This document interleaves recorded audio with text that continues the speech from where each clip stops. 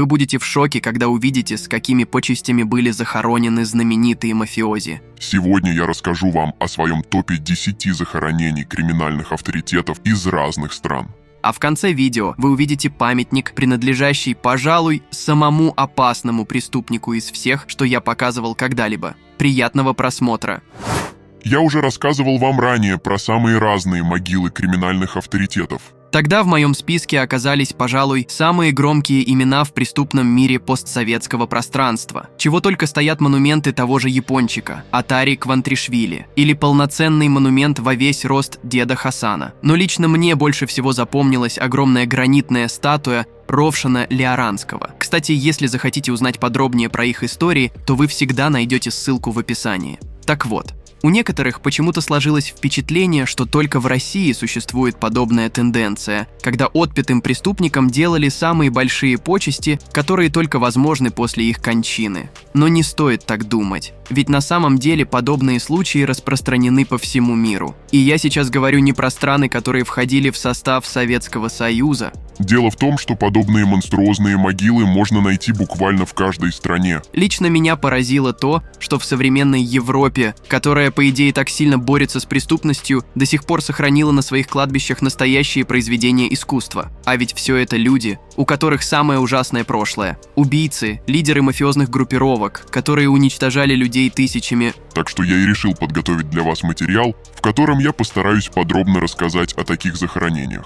Кстати, в конце я покажу, пожалуй, лучшую работу скульпторов из всех. Надеюсь, вам понравится, что я подготовил специально для вас, и вы оцените мою работу лайком. Ну а открывает мой топ, пожалуй, самая непримечательная могила из всех, о которых я сегодня расскажу. Но вот покоится в ней далеко не последний преступник.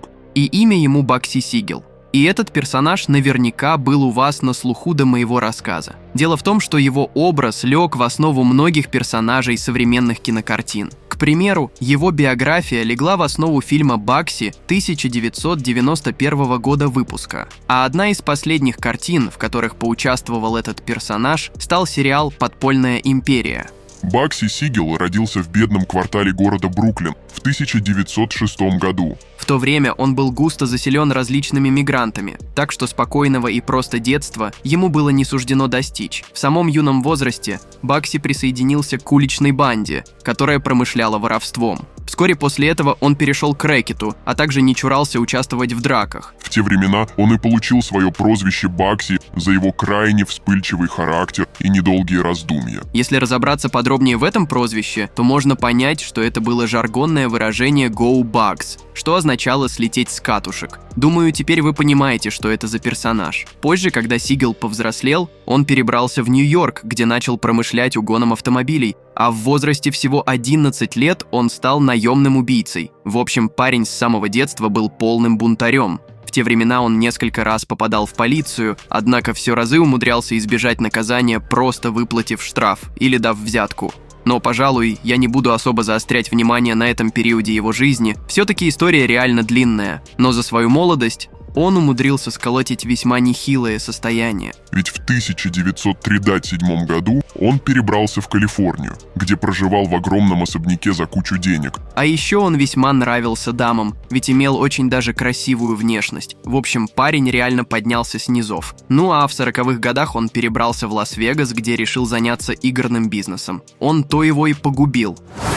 История Бакси реально очень крутая и интересная, так что я бы посвятил ему даже отдельный материал, если вы, конечно же, захотите. Пишите об этом в комментариях. Ну а я продолжу.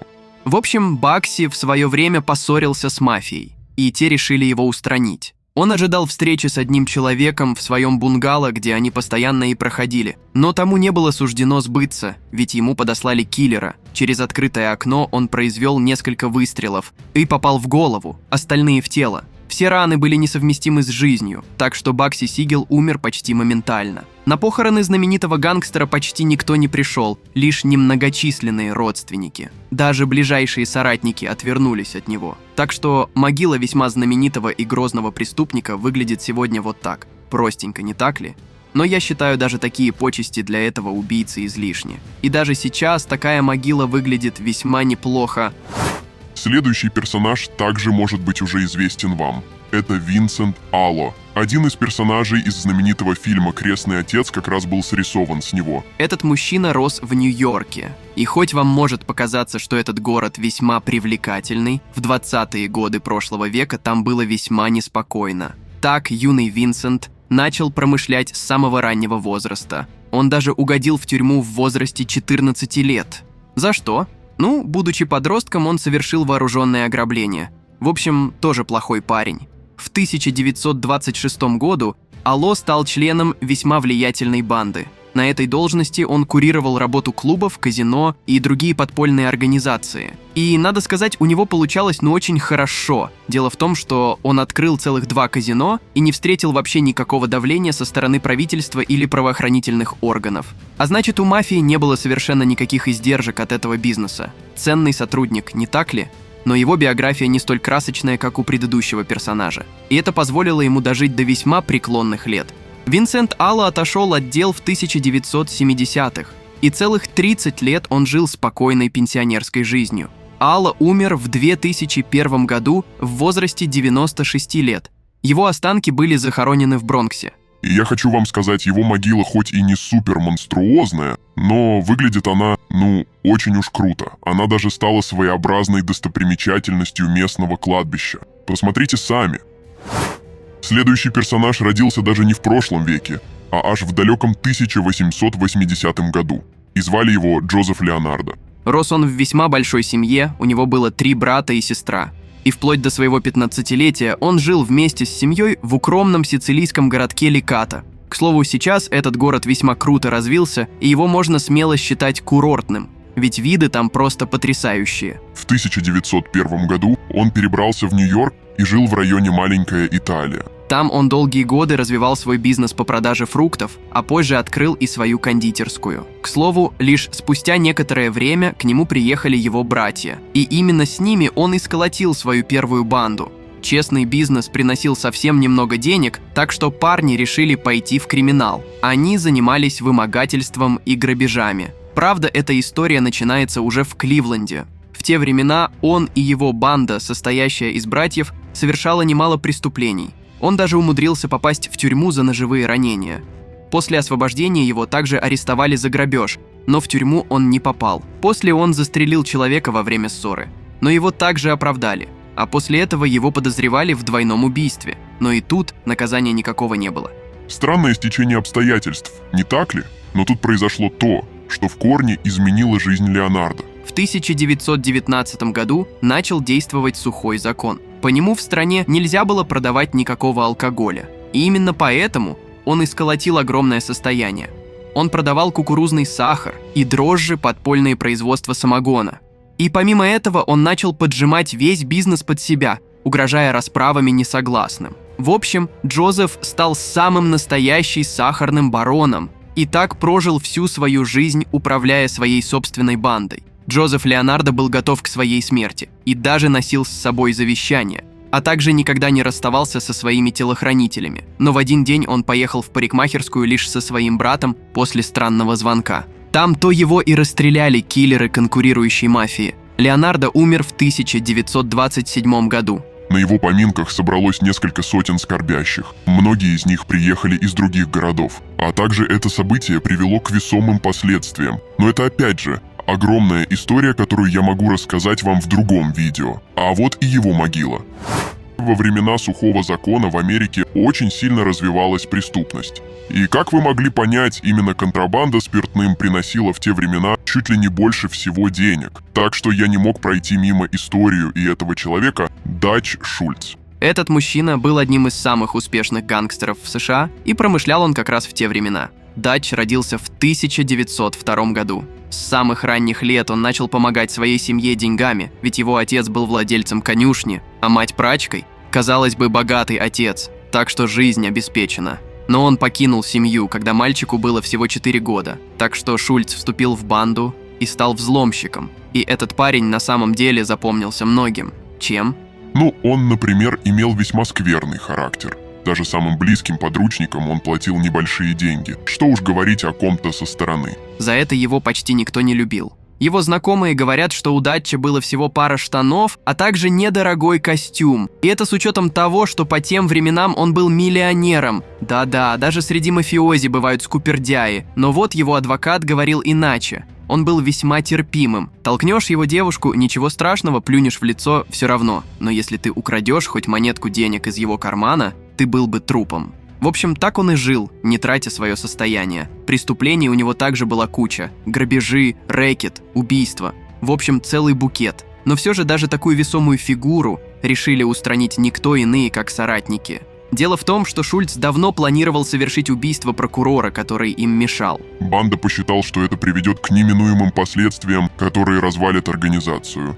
Но он ослушался их, и за это его и убили. Когда Шульц сидел со своими ближайшими людьми в ресторане, в него вошли два неизвестных. Они открыли огонь на поражение.